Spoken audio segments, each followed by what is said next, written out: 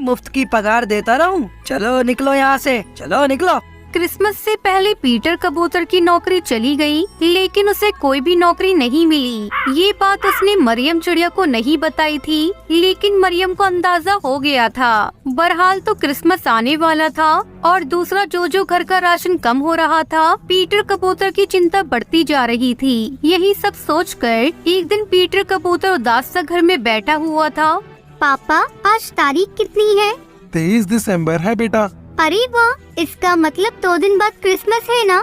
हाँ बेटा, तुम्हें कुछ चाहिए क्या क्रिसमस पर? नहीं पापा, मुझे कुछ नहीं चाहिए। अरे ऐसे कैसे नहीं चाहिए? क्रिसमस साल में एक बार आता है बेटा। मैं तुम्हारे लिए एक नई स्वेटर ले आऊंगा। इस बार क्रिसमस पर वो अपनी प्यारी बेटी को कुछ नहीं दे पाएगा। ये सोचकर उसकी आंखों में आंसू आ जाते हैं। वो चुपके से फूट फूट कर रोने लगता है। तभी उसके पास मरियम चिड़िया आती है। पापा, आप रो रही है ना? नहीं तो। आप झूठ बोल रहे हैं पापा। माना कि मुझे दिखता नहीं है, लेकिन आपके आंसू में देख सकती हूँ। क्या बात है पापा, आप क्यों रो रहे हैं? मुझे बताइए ना। अरे बेटा, बोला ना मैं रो नहीं रहा। वो लगता है मेरी आंखों में कुछ चला गया, इसलिए मेरी आंखों में आंसू आ गए। पीटर कबूतर ने मरियम चिड़िया की बात तो टाल दी, लेकिन वो भविष्य की सोचकर बहुत परेशान था। अगले दिन उसने फिर से नौकरी की तलाश शुरू की, लेकिन उस दिन भी उसके हाथ निराशा लगी। शाम को जब वो घर लौट रहा था, तो पूरा मार्केट क्रिसमस के खिलौने, ट्री, केक और नए नए कपड़ों से भरा हुआ था। क्या जीसस, कैसी किस्मत बनाई है आपने मेरी। कल क्रिसमस है, लेकिन ना तो कोई खिलौना, ना कपड़े, ना क्रिसमस ट्री और ना ही केक अपनी बिटिया के लिए ले जा पा रहा हूँ। पीटर कबूतर यही सब सोचते हुए एक दुकान के आगे से गुजर रहा था। तभी उसे चोर चोर की आवाज मार्केट से आई। तभी एक पक्षी, जिसके हाथ में बड़ा सा बैग था, वो उड़ता हुआ पीटर के पास आया और उसके पास ही वो बैग छोड़कर भाग गया। पीटर कबूतर जब तक कुछ समझता, पक्षियों की भीड़ उसके पास आई और उसे ही चोर समझकर पकड़ लिया। मारो मारो जल्दी से पुलिस को फोन करो। पीटर कबूतर ने पक्षियों को लाख समझाया कि वो चोर नहीं है, लेकिन पक्षियों ने उसकी एक न सुनी और उसे खूब मारा पीटा। फिर उसे पुलिस के हवाले कर दिया। अबे कब से हो इस धंधे में? और कौन कौन है तुम्हारे साथी? साहब, मैंने कहा ना, मैं चोर नहीं हूँ। मुझे छोड़ दीजिए। मेरी बेटी घर में अकेली है, वो बेचारी देख भी नहीं सकती। प्लीज मुझे घर जाने दीजिए ना। झूठ बोलना बंद करो। चोरी करने से पहले अपनी बेटी का ख्याल नहीं आया क्या तुम्हें? रुपयों से भरा बैग लिए तुम्हें लोगों ने रंगे हाथ पकड़ा है और तुम कह रहे हो तुम चोर नहीं हो? साहब, कभी कभी आंखों देखा भी तो सच नहीं होता। तू मुझे ज्यादा ज्ञान मत दे। तुम जैसे शातिर चोरों का मुंह कैसे खुलवाना है, ये मुझे अच्छे से पता है। इंस्पेक्टर साहब ने फिर से उसकी पिटाई शुरू कर दी। दूसरी ओर काफी रात होने पर जब पीटर घर नहीं आया, तो मरियम चिड़िया काफी परेशान थी। आज काफी देर हो गई है, पापा अभी तक घर नहीं आए हैं। पता नहीं क्या बात हो गई। ओ जीसस, सब ठीक रखिएगा। मुझे पापा की चिंता हो रही है।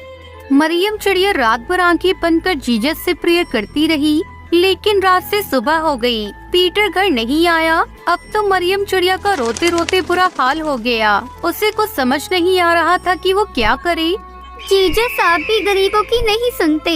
चर्च के फादर कहते हैं कि सच्चे मन से की गई प्रार्थना का आप उत्तर देते हैं। मैंने तो पूरे मन से आपसे प्रेयर की, लेकिन आपने कोई जवाब नहीं दिया। अगर आपको लगता है कि आपके बिना मैं अपने पापा को नहीं ढूंढ सकती, तो ये आप गलत सोचते हैं। आखिरकार मरियम चिड़िया ने खुद ही अपने पापा को ढूंढने का फैसला किया और घर से निकल गई। अपने पापा के बिना कभी इस तरह घर से बाहर नहीं गई थी। उसे जंगल की भीड़ भाड़ का अंदाजा नहीं था। वो किसी तरह गिरते संभलते अपने पापा का नाम पुकारते आगे बढ़ रही थी। दूसरी ओर पीटर भी मार खाते खाते बेहोश हो गया था। लगता है कुछ ज्यादा ही शातिर है, बिल्कुल मुंह नहीं खोल रहा है। कोई बात नहीं, इससे तो मैं बाद में निपटूंगा। इंस्पेक्टर साहब थाने से अपने घर जाने के लिए निकल गए। थोड़ी दूर उन्हें मरियम चिड़िया सड़क के किनारे बैठी हुई दिखाई दी। वो रोए जा रही थी। इंस्पेक्टर की बेटी भी मरियम की उम्र की ही थी, इसलिए उसे देखकर उन्हें दया आ गई। तुम कौन हो बेटी? इस तरह रो क्यों रही हो? तुम मुझे बताओ, मैं तुम्हारी मदद करूँगा। आपको जीसस ने भेजा है क्या अंकल? जीसस? हाँ, उन्होंने ही भेजा है। अब बताओ तुम क्यों रो रही हो? मेरा नाम मरियम है। मैं अपने पापा को खोज रही हूँ। वो रात से घर नहीं लौटे हैं। क्या नाम है तुम्हारे पापा का? कैसे दिखते हैं वो? मुझे बताओ, मैं उन्हें ढूंढूंगा। बेटा, क्या नाम है उनका? वो कैसे दिखते हैं? वो मुझे पता नहीं, मैंने आज तक उन्हें नहीं देखा। अरे ऐसा कैसे हो सकता है? अच्छी भली तुम दिख रही हो और कहती हो कि तुमने अपने पापा को नहीं देखा। कभी कभी आँख का देखा भी सच नहीं होता है अंकल। मैं जन्म से ही नहीं देख सकती। इंस्पेक्टर ने मरियम चिड़िया की ये बात सुनी। कभी कभी आँख का देखा भी सच नहीं होता है। उसे थाने में बंद चोर की याद आ गई। उसने भी बिल्कुल यही बात कही थी। उसे ये भी याद आया कि उसने कहा था कि उसकी बेटी जो देख नहीं सकती है वो उसका इंतजार कर रही होगी। ये सब सोचकर इंस्पेक्टर को बहुत दुख हुआ। वो मरियम चिड़िया को थाने ले आया। इंस्पेक्टर पीटर कबूतर को हवालात से बाहर निकालता है। साहब, आप फिर से मुझे मारेंगे। मुझे मत मारिए ना, मैंने सच में चोरी नहीं की है। प्लीज मुझे घर जाने दीजिए। अरे मैं तुझे नहीं मारूंगा, मैं तो तेरे लिए क्रिसमस गिफ्ट लेकर आया हूँ, क्रिसमस गिफ्ट। इसके बाद इंस्पेक्टर ने मरियम को आवाज लगाई। पुलिस थाने में मरियम को देखकर पीटर कबूतर को अपनी आंखों पर भरोसा नहीं हुआ। उसने दौड़कर उसे गले लगा लिया। अरे मेरी परी यहाँ कैसे आ गई? मुझे ये अंकल लेकर आए पापा। हम तुम्हारे पापा को यहाँ गलती से ले आए। बेटा, इसके लिए मुझे माफ कर देना। अगर किसी निर्दोष को सजा मिल जाए तो यह कानून की कमी है, लेकिन शायद जीसस को ये मंजूर नहीं था। तभी तो मरियम तुम्हें खोजने निकली और उसकी बातों से मुझे पता लगा कि तुम झूठ नहीं बोल रहे थे। I am sorry Peter. फिर सभी चर्च गए। इंस्पेक्टर भी चर्च आए थे। उन्होंने उन दोनों को मैरी क्रिसमस तो कहा ही, साथ ही एक बहुत बड़ी खुशखबरी भी उन्हें दी।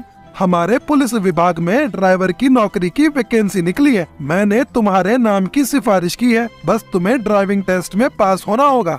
पीटर कबूतर ने ड्राइविंग टेस्ट पास कर लिया। अब वो पुलिस विभाग में ड्राइवर की पद पर काम करता है। इस क्रिसमस उसे ऐसा गिफ्ट मिला जो वो अपनी पूरी जिंदगी नहीं भूल सकता।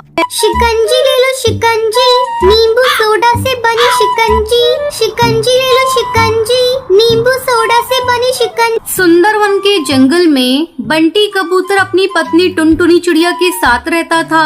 उसकी एक बेटी थी जिसका नाम लूसी कबूतरी था।